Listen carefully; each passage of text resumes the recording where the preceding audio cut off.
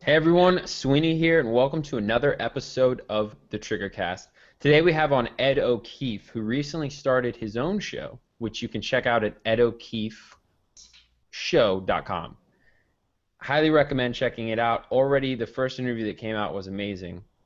But in this interview, we're going to focus on his background, how he grew a marketing agency and then eventually left it, and how he currently is growing an active role in his supplement company. So, Ed, thanks a lot for coming on today. Awesome. Awesome, brother. Thank you so much. Thank you. Yeah, happy to be here. So, just hearing about you and talking, from people that I've talked to, they know that you're very successful. You're, seven-figure marketer. You've run multiple successful businesses. I've never heard the backstory. I did see that you studied nursing. I have a little excerpt here from the book that you were struggling and broke for 4 to 5 years trying things, and it was a Yes. long grind and process. So I'm kind of curious with how did you go from nursing to dentist profits and what was in between?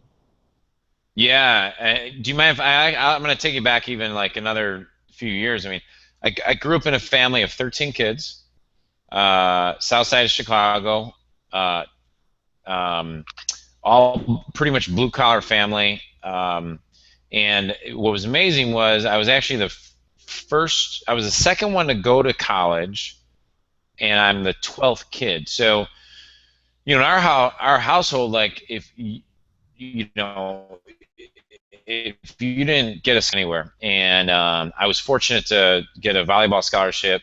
Went to a small school in Iowa. It's funny, I started off in business, and I ended up going to a nursing degree because I want to help people. And about my junior year is when I stumbled across Earl Nightingale's audio tape program called Lead the Field, and Dennis Waitley's book called or audio program called Psychology of Winning. And when I stumbled across that, I mean that was the beginning of my life changing, because that was the first time I had ever been told, "Wow, you can go do whatever you want in your life. You can be you can be anything you want in your life." And I don't mean that in the sense that I wasn't growing up in a household that I was taught that way, but the fact of the matter was we were just, I grew up in a household where my dad worked 40 hours a week so that he had the opportunity to work 20, 30 more hours a week. So um, very, very fortunate that way. And then um, around that time, I started kind of re-looking at, what am I doing? About to get a job here for the rest of my life where everyone around me is telling me, well, you're going to be a male nurse, you can go into administration, you can do this stuff. None of that excited me, man. And the fact of the matter is, a lot of people that were in the field that I was learning from were just miserable as it was. So um, I just decided to do something different, and I went out to be a motivational speaker because I thought that would be a uber successful career. I'm And so happy to ask you this question now. Continue. well, and that's where like everything kind of where the struggle began. I was under the impression I would leave college. I was like mentally. I think one disillusionment we get when we're going through college is, while you know everything you're supposed to know, and you're successful in volleyball and successful at coaching and successful at these things, you're going to be successful at starting a business. But I didn't know how to market myself. I thought I was a good speaker. Uh, so the good news is I went to a Jack Canfield seminar to become a speaker. Um, was still broke after that. Went through Tony Robbins' trainings on Unlimited Power or Unleash the Power, yeah, within whatever. Went through his Mastery University, and I'll tell you, man, one of the things that stuck with me at the time is you saw Tony doing neurolinguistic programming from stage. I was more into how do I learn that than I was let's just go to all these seminars. What it led me to was studying NLP, hypnosis, and for the next 4.5 years, I was working with a lot of athletes, utilizing those skill sets, strategies, whatever. I had a lot of experience working with people one-on-one with NLP, group settings. Went and started working with this accelerated learning company. Now, the reason I share I was broke during this time is because I was. I lived in an apartment. I coached volleyball to pay for the apartment. And I was just on the struggle bus, but I was inspired. I was trying to figure things out. I knew something would happen. The reason I share all those kind of like little synchronicities is because while it looked like struggle now, all those the opportunities I had when I wrote write about this in my book coming out called The Art of Time Collapsing, where I talk about the magic of being broke and why if it's approached appropriately, even though it's a struggle situation, you have opportunities that there's no way you can take advantage of when you're busy being successful, busy making money, busy raising your family. Like there's that window of time where, people that are broke really have, in some ways, if they're inspired, they have an opportunity to go do a lot of things, even if they don't get paid for it, that can prepare them for the future. So that's some of it. Now, what happened, Dan, was I stumbled across Corey Rudel's information on internet marketing, and I stumbled across Dan Kennedy's stuff, right? So I took all my mental toughness training stuff, and my first product ever was a ultimate mental toughness success system for athletes, and I started selling that online to coaches, athletes, and whoever else would buy it. Because I had always been taught, well, if you have a book or whatever, you're gonna become more of a celebrity. I made more money, but one thing that happened was the guys I was studying from, they came out with this course where they were selling stuff for like 99 bucks a month. I did the math in my head, and I was like, okay, I'm selling $29 ebooks to a small market, which were volleyball coaches who didn't really have a lot of money, versus these guys selling $1,000 things plus 99 bucks a month. And I realized I was in the wrong market. So if I wanted to make money anyhow. So I decided to approach them and say, hey, look, I'll work for free if I can learn what you guys know. And what happened was they said, no, we don't do that, but if you want to buy a license off of us, licensing rights to sell our product, you can do that. And so the quick and down and dirty story on that is back then we used to do research of markets via yellow pages, not the internet. And so what I did is I went through every single category of professions in the yellow pages, and I marked them all out by pencil as to how many pages there were. And dentistry was one of the top ones of the most amount of people who were advertising. Just so everyone knows, that what that tells you is if a lot of people are advertising and you're teaching how to make money in that market, there's a higher degree that it's going to be successful because they're advertising, so they're going to spend money on how to do better in advertising. And so that was the market I went into, and that was how I started Dentist Profits. That is a very surprising story. I didn't expect it to go that full route. And I was bartending. I tried everything, man. I was bartending. I was, whatever it took to make some money to get by. So I want to talk about Dentist Profits, and we're going to get there. I'm wondering if now is a good time to maybe talk a little bit more about the magic of being broke.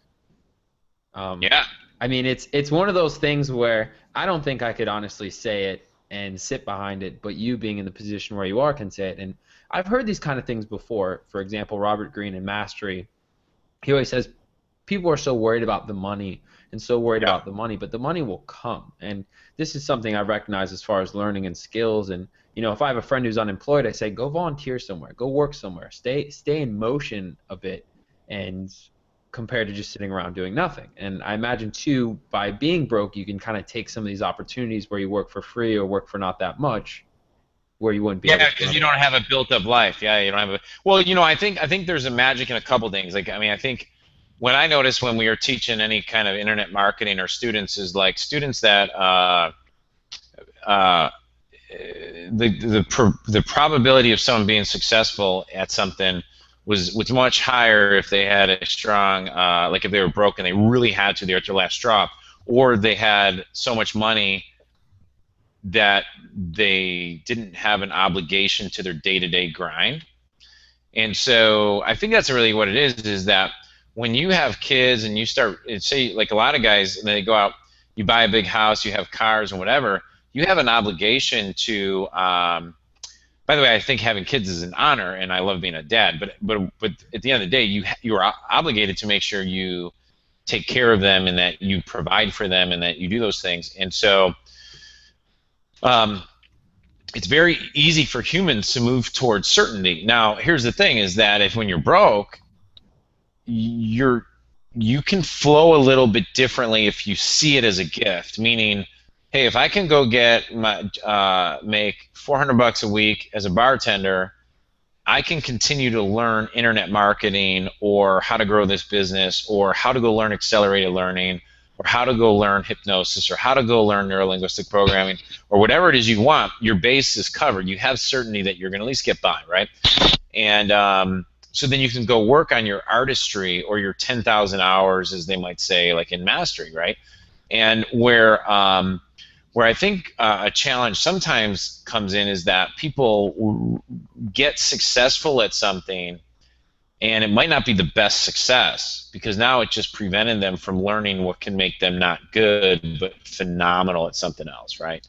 So when I worked for that accelerated learning company out of California, the name of them is Learning Forum. They run great camps during the summer. Man, I got put through a boot camp on how to facilitate, how to learn, how to work with these kids. And so if I had a job, if I was already successful in my business, that opportunity would never have come across. So the flip side is, bro, is like now that when you get successful in it in your businesses, you really can't take on another project unless you have your existing project properly outsourced, not outsourced, but project managerized, handed off. And I used to say this quote that people get so busy being good at stuff that they're not busy becoming great at something that's more in line with their passion, their spirit, or whatever you might call it. Does that make sense? It certainly does. It's kind of settling for good rather than going for great. Yeah, and a lot of times on our journey, we don't even know that, right? So getting it so attached to your path or or the process or the thing, you know, the people around you are never going to give you permission to go to that next level. Because they're not at that next level, or you're not asking, you know. So you kind of have to be able to have the detachment, which sometimes being broke has now. I think where the mastery, quote unquote, if you're talking about Robert Greene stuff, I think where mastery is, I write about this as well, which is mastery is found in the transition. And so how do you have the ability to go through these different phases of I have money or I don't have money, or I'm married, or I have a girlfriend and I don't have a girlfriend, or whatever those phases might look like, and be able to flow and transition from one phase to the next. I really think that's where mastery is found. I think people who handle that very, very well tend to have a lot more fulfillment in their life rather than just grinding it out without the fulfillment. I don't know.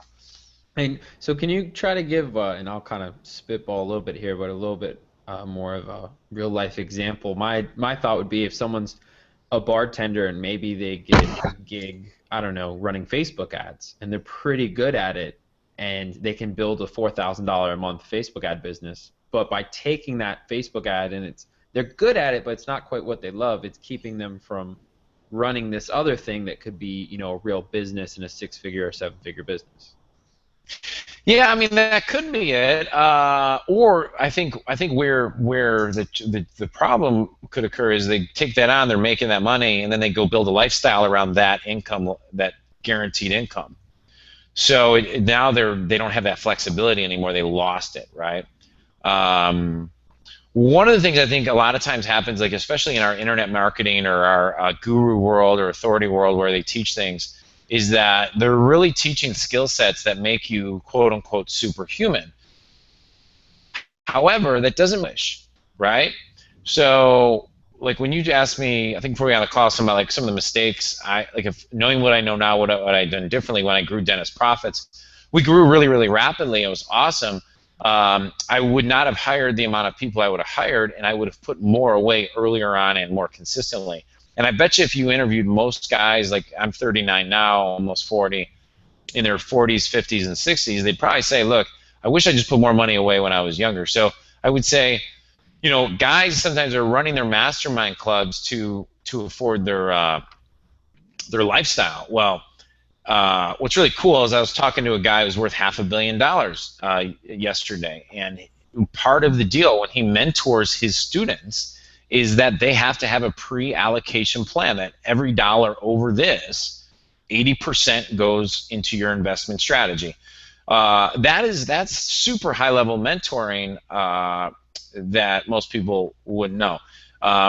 So I think that locking yourself into something that stops you from being able to continually grow and learn. So now if that thing ends, I think that's the other thing too, real quick, Dan, is that things ebb and flow. Like a lot of guys are like, wow, we're killing it on Facebook advertising or killing it with whatever. Well, when that changes, did you have an internal process that allows you to flow to the next thing without it becoming this, how do we game Facebook? How do we do whatever? Like you flow on to the next thing because you have a more wide skill set. Really quick, I'll tell you one funny story. In Chicago, a lot of the guys who were down at the Board of Trade or Mercantile Exchange, which is, those were the guys who were the wealthiest guys in Chicago. Now, so many of them propped up their whole lifestyle around what they were making, and then when all the computers came in and changed it to being digital, that money stopped, right? So now it's like, well, what skill sets do they have? Well, now they're like 19-year-olds trying to learn new skill sets again because they learned one trick.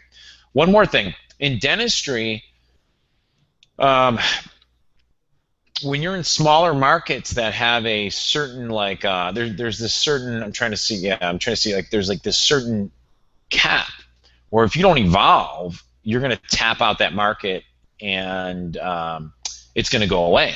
And there's an easy thing to do, especially when you're new at this, is to think, well, what I'm making now is only going to keep getting better, and I'm only going to make more. So that might be true, right?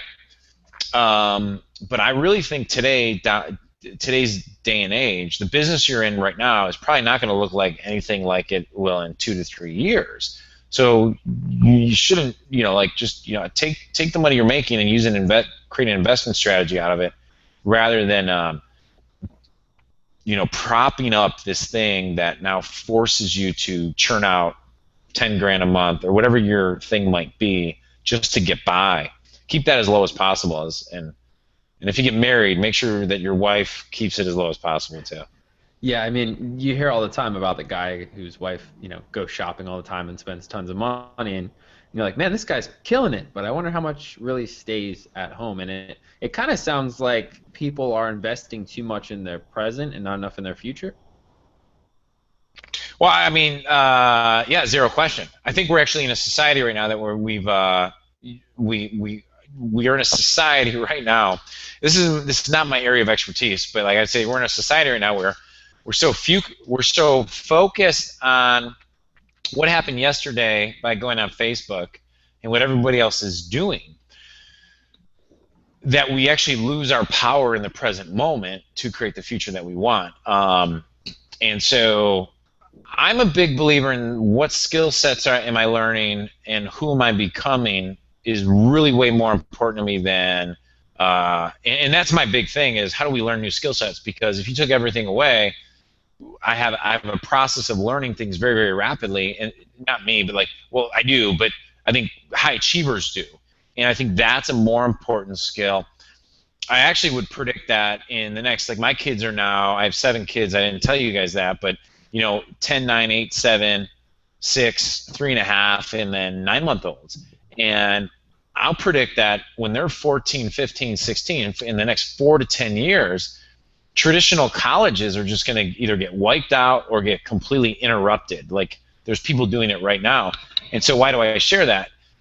Because my son had to come home with a big giant dictionary the other night, and we're like, why would you bring home a dictionary that's this fat and thick? I haven't seen one of those in years. When he could just go on our iPad or our iPhone, look up the things, and then write down the definition there.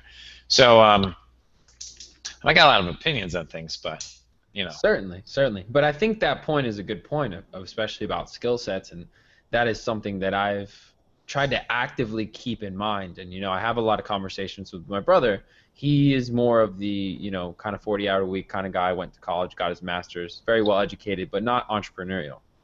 And whenever I'm considering an opportunity, I'm always like, what are the intangibles? It's not about how much money I'm making every month.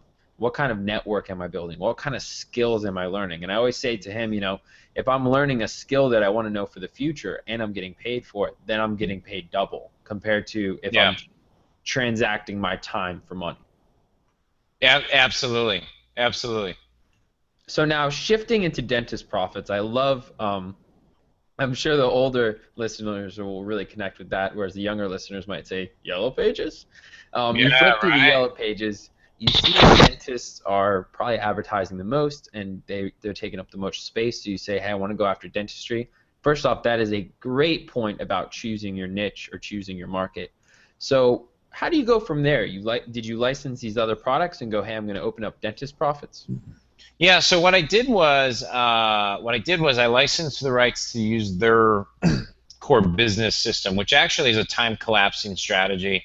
If you don't have a product, you can spend 3 to 6 months making a product, or you can go out there, see who has it, license it, get someone to ghostwrite it, and just dive in. I think here's one thing is that we were live extraordinarily fast. Like, in fact, they came to me and said, well, I think what you should do is go get like 10 dentists, prove the system works based on the advertising, and then you can market it. And I was like, well, I'm broke, so I I need to start selling this thing right away. I got to get money coming in.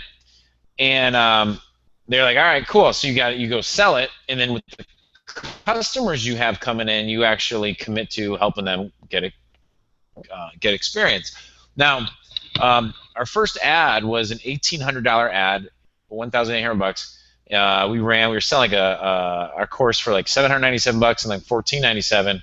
Now check this out, man. This is when continuity income was like 19, like it was brand new. You tested it out for like 1995, 1999, or 42.99 were like the two price points we were testing out. We later got that all the way up to, I think, $199 a month. I mean, that's how we were able to push the limits on that. And I was able to take that ad, and then we got 7 sales. So I brought in, like, say, $7,000, a little more than that. And then I rolled that over and bought a half-page ad, and then next month we brought a, next thing you know. But then I think it took about a year and a half to get to over 7 figures. Now, I'll tell you one big lesson on the licensing side. The guys I did the agreement with in the writing took 10% of gross sales. Now, that might work really, really well when you're doing a internet business, maybe, where you're getting free traffic. But I was too young and too foolish to recognize that there was no way I could make money off 10% gross going out to them. After costs and everything, they were making more money than I was. And it's just an interesting dynamic. So I had to get out of that relationship and recreate the course on my own, settle with them, and then keep growing the business. And then I shifted the business more into like a higher end coaching club. So before the coaching clubs were even popular, we were one of the first people that started masterminds. I think Dan Kennedy had 10 guys in his mastermind, 15 guys, and so I launched a mastermind charging 10 to 12 grand a year. Can't believe that. And I got 10 guys in it, and I thought I was rich. Life was great. And I was single. I was 28 years old. Everything was like lining up perfectly. And then by the time I was 29, I had like a daughter on the way, a wife, and then within 4 years of that, I had 4 kids under the age of 4. And we had grown dentist profits up to, I think our best year was like 7 million. Over 7 figures net. You know what I did a lot, man? I tried a lot of businesses. I tried the turnkey patient newsletter, turnkey direct mail, offering different products. The best thing that ever worked was launching two niche specific coaching clubs on the back end of the entire business. And those businesses were like 50 to 60% net profit, while the main business was break even or a little bit better. That was the best move, quote unquote, I ever made. And you said they were how much profit or how much margin? Well, like it was like 50 net profit because the company A held most of the cost. So when we promoted the back end businesses, there was not a lot of cost. It was most of the deliverables were air, like just speaking, coaching clubs, stuff like that. Gotcha. And what else did you learn? I mean, the mastermind model has become very popular now, I would say. What do you think people are doing with it that they're doing wrong? Doing wrong? Well, I think one of the first things is that, like, I was on a conversation with a buddy of mine today because we're going to be launching some seminars, and the trap, and I don't know the best answer for this. The trap is, though, is you run the seminar to prop up the mastermind club, and then you got to keep filling that mastermind club. So what happens a lot is that the guys who've been in it year 2, year 3, year 4, the law of diminishing value kicks in, right? So unless you have a system that is going to consistently either decrease their price rate so that they're aware that, hey, look, some of this stuff is not going to be as valuable as it was year 1 because now you've gone through it, or year 2. But I think the first question really is, do you want to be in that business? Do you want to be in a business where you're designing a mastermind club so that it connects you? Now you got 30 people paying you, say, X amount of thousand a year. Do you want to be in it? I think that's the first question that has to be answered on an individual level. And the second thing is that you really need to create the rules as to what you want your life to look like, and then sell it or offer it so that when people choose it, you've created the structure that makes the most amount of sense for you, right? A lot of guys launch it and then they make like a pop of money, and now they're so busy that they can't consistently create a new engine that is humming along, that they're not happy with their lifestyle. It's like they did it to create a lifestyle. Now they, like, it's just really interesting. I was listening to a really famous guy today who was bragging about how busy he was, yet he's teaching people how to create the lifestyle they want. So I don't know about you, but I mean, I see that as an incongruity in the message and in the thing. Now, you could be busy doing the things you love to do, and you like talking about how busy you are. So it is what it is. I also think that, one thing that I realized was, like, your followers, your raving fans, are going to stay with you if you're going to do a masterminds or mentoring programs. From day 0, create it with the end in mind, meaning, like, so for example, I live in the Midwest, I have 7 kids, I'm not going to be traveling a lot, so why would I go and run a seminar in San Diego, Austin, and New York when I'm trying to build a mastermind here in Chicago? Well, run your seminars in Chicago. If they're willing to travel to Chicago, when we throw the mastermind offer or some kind of mentoring offer, they're going to be willing to travel to Chicago. They've already proven that. So I think sometimes people do things without really mapping it out, thinking it through, and then really asking the question, what if this is super successful? What is my life going to look like? So I think that's really one thing there that I think could be a potential mistake. I like being home with my family, dude. I like staying close to the core. So when I hear about guys saying they travel 200 days a year, yet they're a guru teaching people how to have a better lifestyle, I see that as a big red flag. Certainly. I mean, part of it is your values, and I like that from day one, create it with the end in mind. Part of what I want to do moving forward is I do want to travel more and have That's right. whatever I'm doing be flexible enough so that I can travel. So, whether I'm working with clients or whoever I'm working with, I have to keep that in mind that, hey, this needs to be a flexible arrangement so that it doesn't matter where I am as long as I can pick up the phone or jump on a video call. That's right. So like, I'll tell you one funny story. So we're working on getting show guests for the next year, like really high value guests. And my wife and I, we just came back from Hawaii, and she's like, "Oh, can we go back? Can we go back?" I'm like, "Yeah." And I thought about it. I'm like, why don't I just like structure it so we start trying to book people to meet us in Hawaii, and then 2 or 3 days of the 10-day vacation, for 3 hours, I'm filming interviews. So now it's like, wow, well, people are willing to go to Hawaii, especially if you help pay for their travel and a hotel. Um, so I agree with you, dude. I mean, I just share my value system on that. Or I know guys like Ezra, and I know some dudes like Bradley Wills and Anthony Minks, who their MO is traveling all over the world. I respect that. I just meant like, yeah. So I think, Well, you know what I meant. I get it too because I always, I see, and some of them are friends of mine who are, I think they glorify the hustle too much. It's one thing if you're spending 60 hours a week building a true company.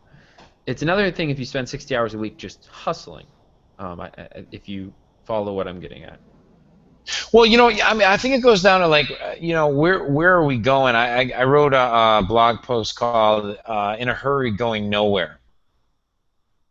Like everybody's in a hurry. Like we got to go to this next event. We got to go do stuff, and it's like, okay, well, let's just step back and look at where it's gotten us. Like as an individual, you look at it, you go like, well, are the results I have gotten in the last 3 to 4 years exactly what I want over the next 4 years? And does this kind of, does this hustle, does this grind? There's something I wrote about in my book. I don't know if it'll actually be in it, but I talk about the wrong grind. Like anyone's willing to grind. I mean, people are inherently not lazy. We like to say that about unachievers. The fact of the matter is they don't know, they just really what they have is no clarity and no belief system that they can accomplish it. But the fact of the matter is they're working harder than they even realize. They're working harder by staying fatter than they should be, unhealthier than they should be, trying to move money from one account to the next account, getting the $8 an hour job to just get by. That's work, right? So yeah, man, I think like if you look at like where do I want to be in 6 months, 12 months, 3 years, and you ask yourself what kind of energy pattern do I want to exude, what kind of flow do I want to have, and then you start backtracking it.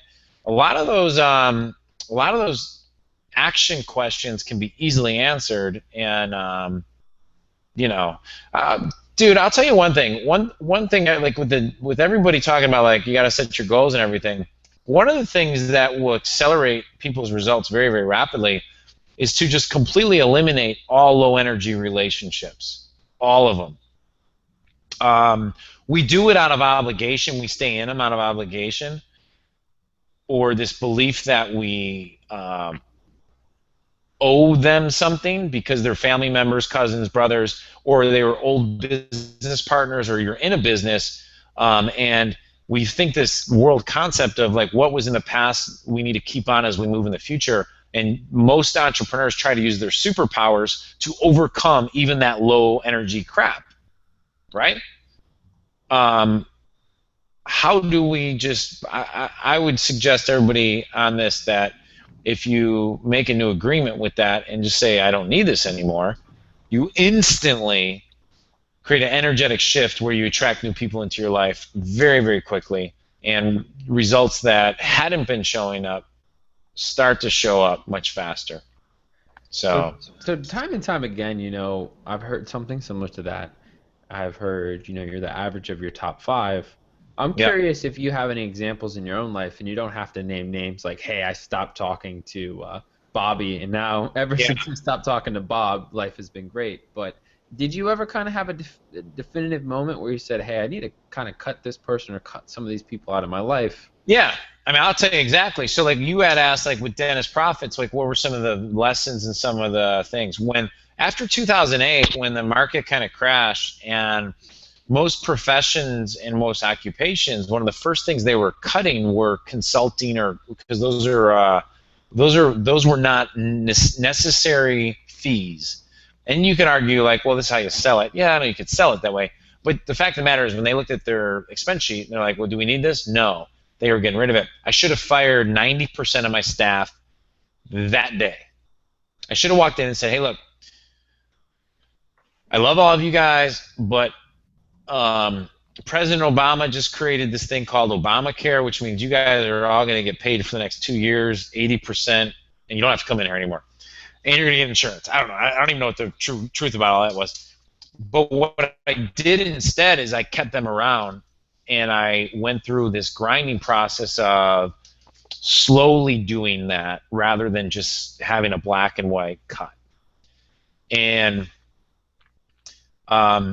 I did it again in a recent business way before, like, simply because they weren't creating value anymore to the point where my vision was going. So there was now a mismatch. It doesn't mean they were bad employees, but my vision changed. And so what I had tended to always do was go like, hey, all right, I'll take you guys on over here, and I'll teach you this new thing, and then we're going to be all successful again. But the problem is that, so what you end up doing as an entrepreneur is you like, I was feeling obligated to bring them with me everywhere I went. Where for what I need now, I got like a whole different team. Why? Because I'm shifting the business, and I need new skill sets.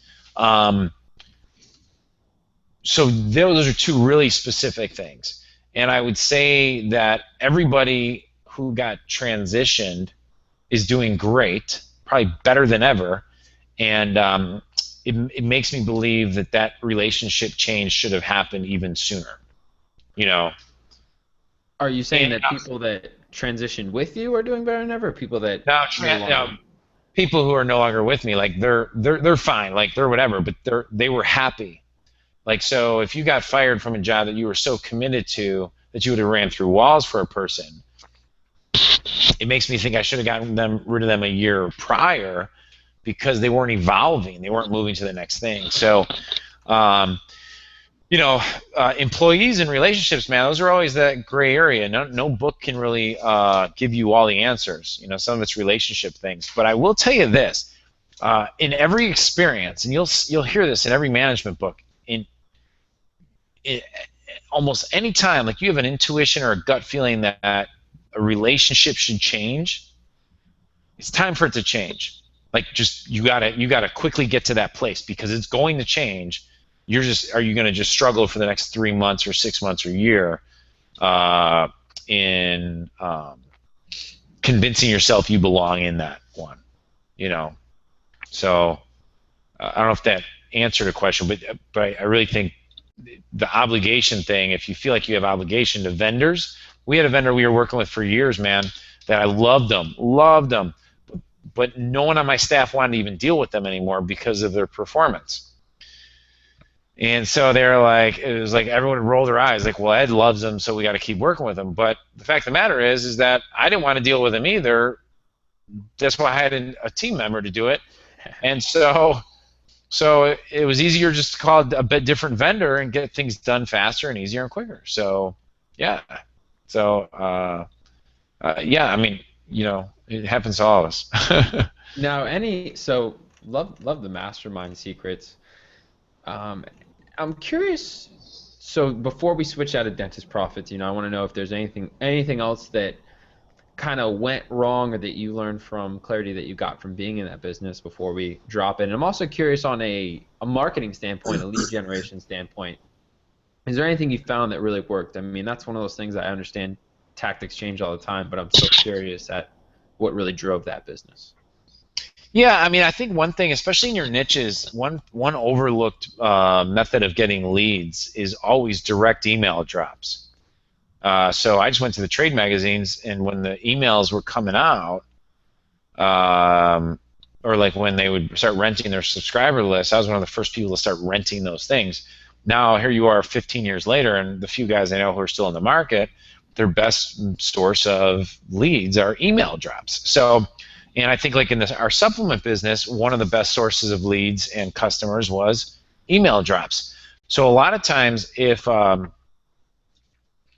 you have a product or service, and there's like an email drop that I'm referring to is like, if you go to like easyhealthoptions.com, that's like one of our newsletters that we used to mail to in our supplement space. It's a small one, so if you all have health products, you don't want to just flock it. But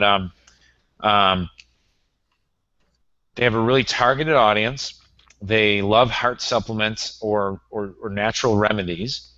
And for um, probably anywhere between $800 to a few $1,000, you can test a direct email piece to, say 80,000, a million, or to a few 100,000 people. You can get I mean, like, literally, it's you rent it, and 2 days later you have customers. That's one of the fastest ways to get to test an offer, to get in a game, to start playing, aggressively. A lot of guys are looking for joint ventures and do all these things. Well, an email drop is like you're just buying a joint venture. So we use that a lot. We use it in Dentist Profits. There's one other thing. If you're in markets that are small, like Dentist Profits, like in the dental phase or chiropractic phase, your students are going to try to become your competitors. You will always have 1 to 2 students break off, and what what they do is they try and leave and burn the building that they were in. I mean, it's kind of crazy, but that's one thing just to be really, really aware of. Like, if you look at like Strategic Coach and guys like that, a lot of people try to knock Dan off many, many years, but he trademarks and does a lot of intellectual property stuff around it to protect his brand and things he's doing. Like when Joe Polish comes out with stuff, he's always got trademarks around it. Brendan Bouchard are doing the same thing. So I mean, those are just some things I learned, and yeah. Makes a lot of sense. I really like the email drops and reaching out to the trade magazines. I think another thing that tends to be, or at least is getting brought up more and more, is associations. Seems like no one really goes after associations except the people that do make money.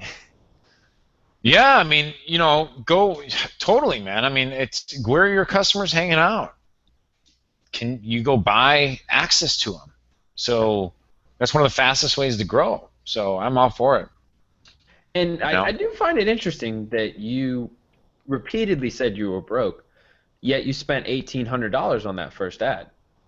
Well, what happened was, it's really funny. It's not funny, but around that time, my parents actually, my dad had like this medical lawsuit thing that happened. So I got $10,000. I paid off my Jeep that I had with like $5,000 of it. I put like $2,500 down for the licensing rights, and then I had that's what I had to $1,800 is what I had left over. And I think I had 30 days to pay that off. So I didn't have to, what do you call it? I didn't have to pay up front. Yeah. So that helped a lot. And so that was one of the things the guys taught too. Like back in the day, like you can get 30 days payables. You can get your customers end up paying that, that $1,800. Certainly makes sense. And I think that might be the perfect segue into, actually no, I want to ask you, I saw an As Seen on TV with Dentist Profits. Did you actually have something on, on TV? I was on a few infomercials, and that were TV things. I was on Dan Kennedy's A Phenomenon. I was on another guy's that I'm not going to mention. And that was our TV. Yeah, that was our TV things, yeah. So it was kind of more just to use the branding. Yeah. Makes sense. Yeah, I didn't do any of that, Kevin. I'm curious where you saw that at, but it's It's on the Dentist Profit site. It says As Seen on TV. Oh, is it really? Well, nowadays you have YouTube TV, so it could be that too, Very true. Just curious if there's more to that. So talking about paying for ads, I think is kind of the shift into, so you decide Dentist Profits. Why did you decide you wanted to move out of it, and why did you shift into the supplement company?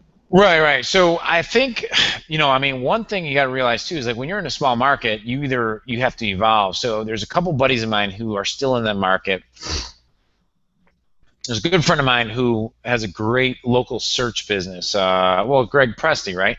So when Greg was working with me at the time, he was in charge of my implant marketing division. I said, look, dude, this is not going to continue because I'm seeing them drop out. And the implant marketing was a niche specific for dental implants, right?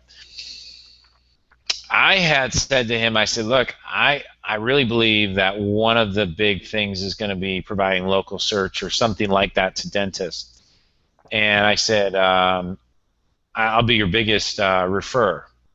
And so Greg went off and designed his own business, and he's done a phenomenal job. And it evolved into so much more than what I had originally thought it might. I mean, he's done a phenomenal job. Um, but that's a business that didn't fit my unique skill sets. There's a couple other guys who do great stuff in the small niche markets, and I always felt like my skill sets were marketing and strategy and in the seminars, not the operations. And I really believe to run a service business, you have to have strong pedigree of operations, or at least think systematically. That wasn't where I wanted to go. And so the other way that you could have stayed in dentistry or in a niche would be to start providing in-office consultations. So I didn't want to go that direction either, but one of the businesses I owned did that. And so I sold that business off to another guy who wanted to get into kind of the space I had. He at the time was looking to buy my business. That kind of fell through, like that, the whole thing. So we agreed that this one part was going to be something he would still value from. He bought that from me. And I went into the supplement space because I wanted to be in a business that I could scale. I could learn how to grow a business that if the offer worked, you can grow it to multiple millions. And I proved I could do that many times over. So that's those are some of the main reasons. Frankly, though, too, I was tired of talking about how to grow a dental practice. I mean, there's only so many ways to do it. And a lot of my core mastermind guys, they were doing awesome stuff with it, and so I just, I don't think human beings are meant to do the same thing their whole life unless they have a constant variety that keeps them passionate with it. So you kind of outgrown it.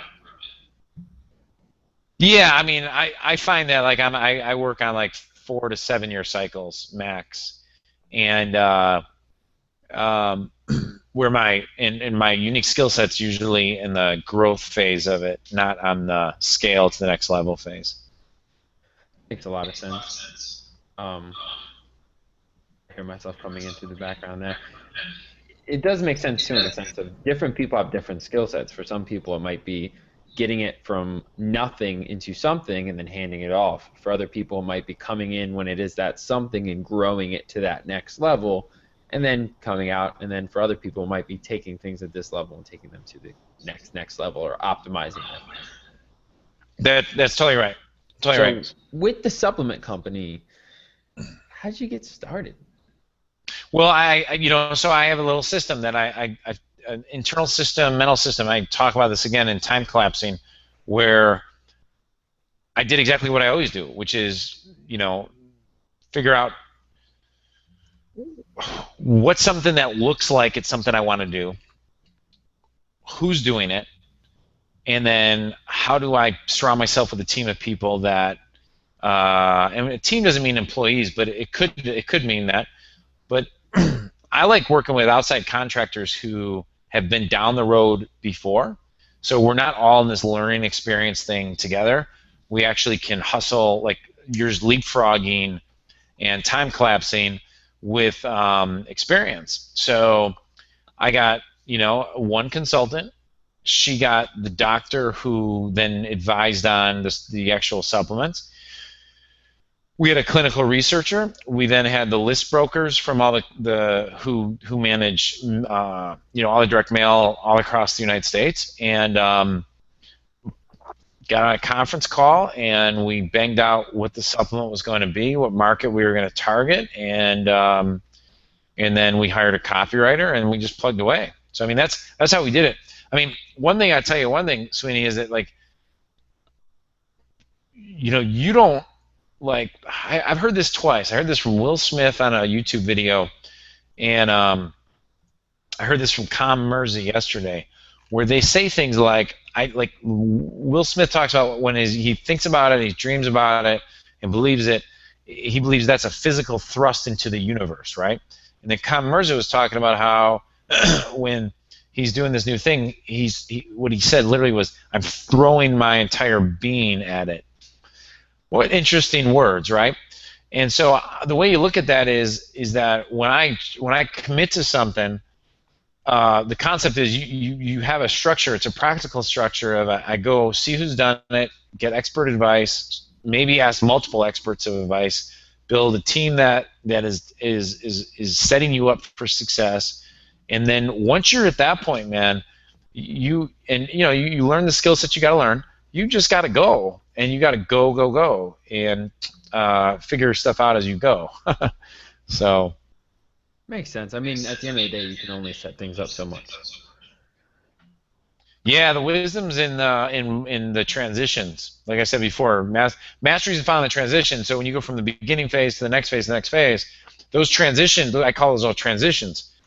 That's where like you need to ebb and flow and figure things out. And so I think that's where your ability to make decisions, problem solve, get access to facts, and learn very, very rapidly. I did an interview with Roland Frazier for my show, and one of the things he said is when he's trying to learn stuff, he'll spend 12 to 14 hours a day accumulating information.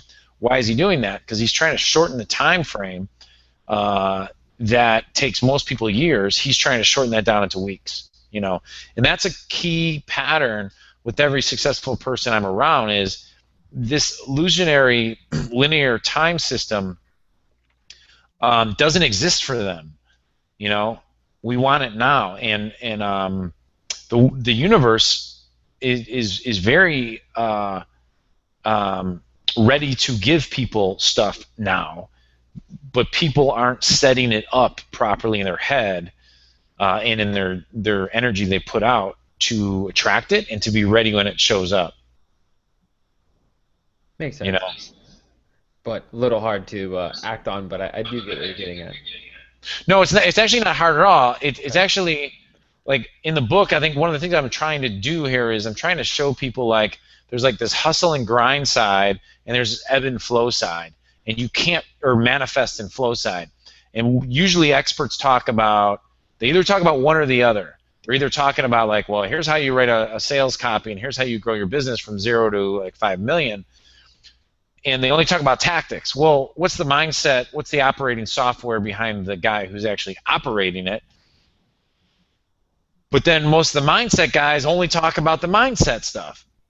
And so I think that's where you lose people. So it is hard in the sense that it's hard to understand that it's a yin and yang, and it's okay to be completely working your tail off and be completely confused, be completely overwhelmed, but then also have to try to manage that energy so you're putting the right energetic pattern into the world. That's hard because you got to understand that yin and yang. One thing, too, Dan, is like when people are going through the grind and doors are getting shut in their face and it's leading them to something that is so much bigger, that is very hard to make them aware of that they're in the perfect spot doing exactly the right things. Yes, totally hard. Or it's completely easy if you take like you hear a lot of high-level guys talk about being in that slightly elevated observer position where you're watching yourself or you're watching the experience. If you can remove yourself and be in that place, it allows the perspective to it allows you to be in the hustle mode and the flow mode simultaneously, even if while you're hustling you're feeling like crap. You could still create a flow. It's not easy. It's not even easy to explain. So Do you have any tactical ways that you achieve the slightly elevated observer position? Is it meditation? Is it writing? Is it networking? yeah, good. Those are all good conversations, right? So those are all tactics, right? So I think literally, like, you can meditate, right? So what do you do when you're meditating? Some people do whatever. So, but really, it's like like like Deepak Chopra and those guys talk about the observer position, right? Well, in neurolinguistic programming, they call about the third position, where you go, here's person A, here's person B, I'm looking at the third. Um, so yeah, having the ability to disassociate and look at things. I mean, literally, if people just disassociate, like means they see themselves, they go up to a different level, and then they look down on themselves. That's one way of doing it. Having a conversation like we are right now, where you're asking me to describe something, forces me to go into a third position to properly describe it. So that's why when people say, well, we talked it out, or that's why having someone you trust or someone that you really believe in to talk about, because you're able to disassociate, right? It's also the reason why when people are asking you to completely articulate your plan, it really helps process it, because for you to look into the future, man, you can be associated first person, but then to go really in depth on what's there, well, what's out there 6 months from now? You can't answer that question unless you actually fly out there, which is disassociate yourself. So there's so many tactics on that, but I would say those are some of the most important skills to create flexibility, accelerated learning, and ability to handle so much of the confusion, the overwhelm, and the grind that we do when running a company. Awesome answer. Now let's talk a little bit more about the art of time collapsing. Yeah, man. So one of the things I have here that kind of segued out is people chasing too many opportunities without an adequate system. Yep. Did I write that? Is it in my outline? It is in the outline, yes. Was that in one of the traps? I think it's in the traps, right? I'm not sure, because I remember I pulled it from another spot. Oh, cool. Kind of Yeah, no problem. So I talk about like the traps of there's traps. Like, so some of the traps that we run into is that you're chasing opportunities, but you don't have an adequate system. The system I just described on how I attacked the supplement business is only one system. That is a system. That's an internal mental system, and it's a practical system. So yeah, I mean, I think how do you really a question I would ask everybody who's listening to this is, in order to figure out your best own system, has there ever been a time where you successfully did something, whether it's a new venture you were doing or whatever, what was the process you took in place, right? And then when you're about to accomplish a new system, so just by me asking that question, Dan, just to kind of keep us all on the same page, that takes whoever's listening to this to the observer position. They have to go look and go, oh, what was my system? And so, did you stay in the present moment? Did you fly out to the future? Did you go in the past to learn from mistakes you made in the past? Did you go to mentors, mastermind partners? And so that is a system. And then if you look at when people have screwed up, I would ask them, what was your system you used? And usually there's gaps between the system that worked and the gaps between the system that failed. Or they need to evolve their system to move forward. And what I find is that most people are using the same damn system on new opportunities that didn't really work in the previous one. Or the system that worked in your previous opportunity doesn't always mean it's going to be successful in your next one. And so that's why I'm a big believer in the transition is where mastery's at, but you need to have awareness of, okay, I'm working on my system, which when I go through the book, what I talk about is like, it's a little long. It's about 10 steps, but it has a lot to do with your internal mental system. I'm staying positive. I'm manifesting by keeping a higher energy levels. We have processes to do that. I set my goal. Once I see my goal and I feel that it matches with my value system, my belief system, my emotional states, then I will go to work. And what I mean by go to work is I'm going to fill in that gap. So I'm going to go look at who's doing it, who has done it, who's the best in the world at it, who's done comparables to it. And then if it's an internet business, we have a way to go like, well, where are they marketing at, where are they advertising at, and then What do their funnels look like? What do their sales funnels look like? If it's offline business, are you calling them? Are you then recording everything they did? Are you looking at all their autoresponders, their packaging, everything? You model that from like the top 3 best people in the world. And you look at that. That's a system, right? Then I go find mentors, and then I ask them big questions that I don't know how to have answers to. Or I say, look, this is actually an interesting thing I do a lot, Dan, is I'll go, what's the question I'm not asking here that you would be asking, or I should be asking? That opens up a filter for people to then fill it in. You were very helpful on a lot of the content marketing we're going to be doing, and I appreciate that.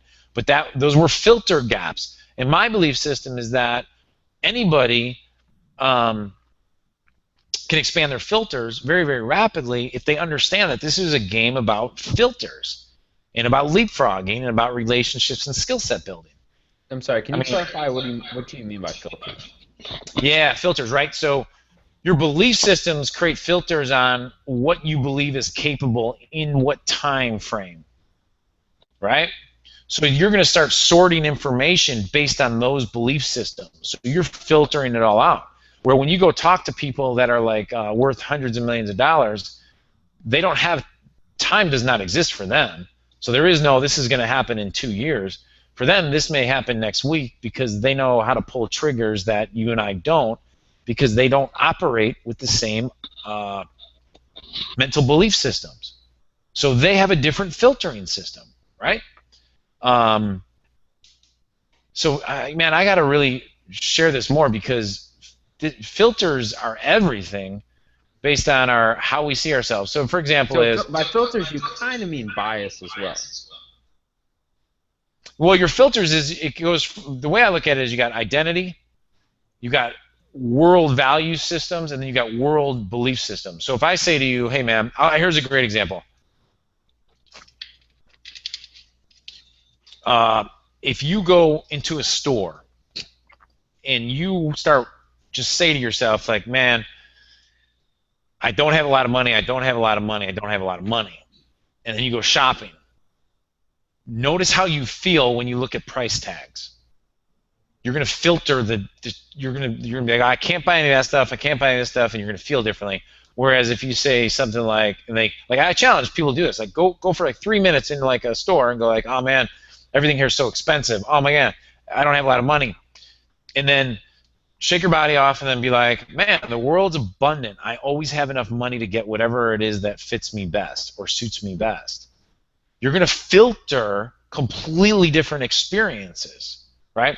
You do the same thing with people. Like you go, people are mean, evil, and are always out to get something from you. People are mean, evil, and always out to get something from you. And then you walk around a mall. You're going to see every person you think should be a terrorist, right? Now, if then you do that for 5 minutes, and then you start going, okay, cool, shake it off, and you go, man, people are wonderful, awesome, and amazing, and they always are there to help. People are awesome, and then you filter that out. So those filters are world belief systems that go all the way to our childhood, like what you believe about money, your relationship with money, your relationship about relationships. So these are things I love talking about because the reason I talk about this stuff, Dan, is because if you help people evolve their identity and their world views, everything else shifts because you don't have to do positive thinking if you have a belief system that everybody's wonderful and that every day brings new opportunity and I was put here on a divine purpose. Those are like really cool belief systems that have good emotional states behind them and good actions and good positive self-talk. Everything positive rolls downhill from there. So that's what I mean by filters. Makes sense. And when you're modeling people, so if you're modeling, like when I'm doing a modeling project on Will Smith right now, where I transcribed all of his YouTube videos. Like there's like 20 of them on the concept of success. And I'm going to do Khan Mirza, and I'm going to do all of these other celebrities. I'm pulling their filters out and mapping them out, like where I show their whole worldview to map, so that you and I can replicate their worldview. And it's not about the content; it's about the filters.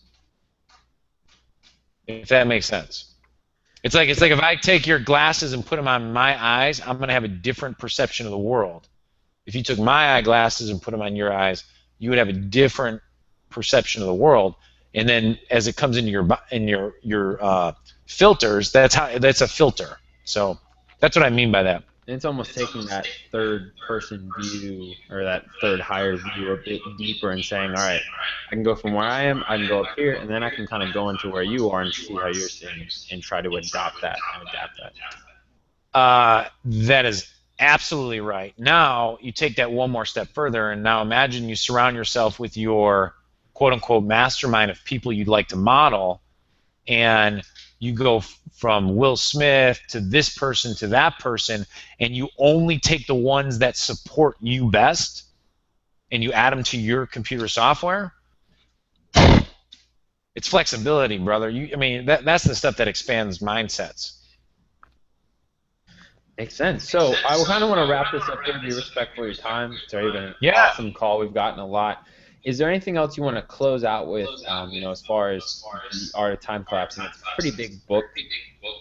Any particular exercises or practices or other areas I didn't ask you about that you'd like to touch on?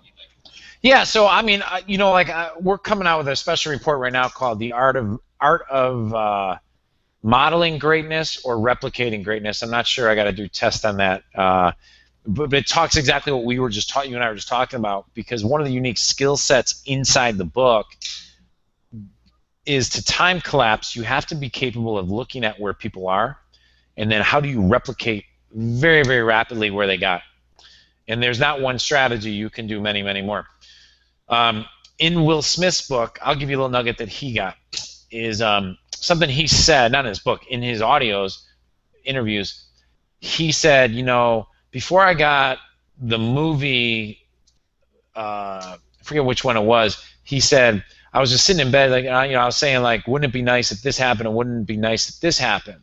And then he starts going on telling the story, and I was like, damn, he just gave a strategy right there. So, Will Smith goes to bed at night saying, wouldn't it be nice if I got on this show, and wouldn't it be nice if I got in that movie?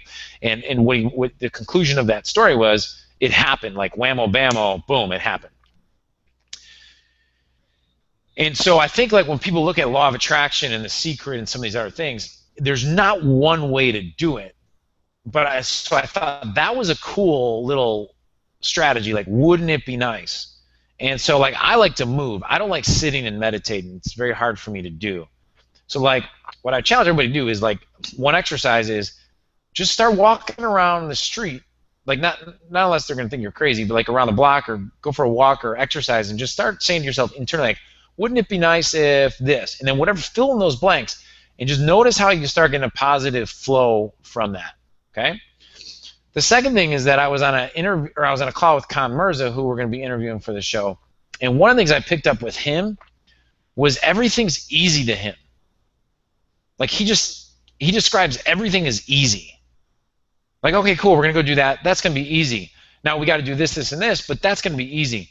And I started thinking, and I told my wife about this. I was like, he has a different language pattern, which, Sweeney, affects his filters. And so I'm always on this path of identifying language patterns, value systems, mindsets, worldviews, and adopting them, see how they feel. So right now I'm going through that. Wouldn't it be nice? And trying to describe everything as easy. So I challenge your viewers to do that, or your listeners to do that, and just see what happens with all your challenges, whatever. Wouldn't that be nice? And that's going to be easy. On that note, best way for people to find out more and follow up with you? Yeah, man. We're just, we're launching the show right now, Ed O'Keefe Show, edokefeshow.com. We're on YouTube, we're on Facebook, and then we'll be launching Art of Time Collapsing very soon, and the Art of Replicating Greatness as well. So it's that simple. Awesome. Thanks a lot for coming on, Ed. Really dropped a lot of knowledge and went in a lot of different areas. Well, thanks for having me. It's been awesome. It's awesome, Dan. Thank you, bro. Take care.